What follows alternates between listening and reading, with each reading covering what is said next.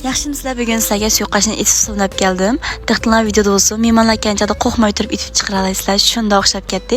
Ketarasizlar bo'lsa, yongyu, pomidor, ko'klaza, qizlaza, jongdu, shongu, azroq samsoq bilan, azroq yumg'oq sut, hamda qalgush bulamda, qo'ygush bulamda chinab musha tayyor qilib olamiz. Hamda saylarimizni video o'xshash holatda to'g'rab tayyor qilib olsak bo'ldi. Shongulni o'sh din qilib to'g'rab olamiz. Yonguyni o'xshash din qilib to'g'rab olamiz. Qozon moy qo'yib, moy qizg'andan keyin go'shtni silib, tuz bilan go'shtni chin qilib qizartib qo'rvalimiz. Bunda qon go'sht shunda yeyishlik bo'ldi.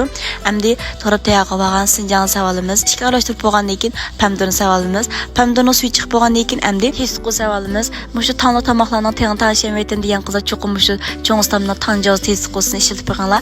Har qanday tanlı tomoq mos keldi. Ozroq savasa tambak o'zgish chiqdi qizlar. Ozroq aralashtirib bo'lgandan keyin shunda mizik chiqib biroq chiqdi.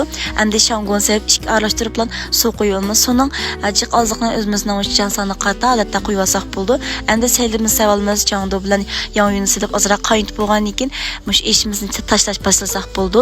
Cho'pni cho'qim ushshaqroq holatda qilib uzib tashlab olsak bo'ldi. Cho'qim degan zangonjo qo'yinglar, qo'llash uchun pilojiga oltiroq yo'lab qo'yinglar. Kuni mushta har xil sarxil bo'lgan mazmun yo'lab beratma. O'ytishmandan bo'lsin, qizlar qo'llasildan bo'lsin. Eng oxirida men shansa bilan palagini silib ishga aralashtirib iste'mol qilsak bo'ldi. Dasturxon shunda yarishig'i va kech tag'anjal issanlar bak yoqudi. Amsa kelaysani ko'rishaylik. Xayr xo'sh.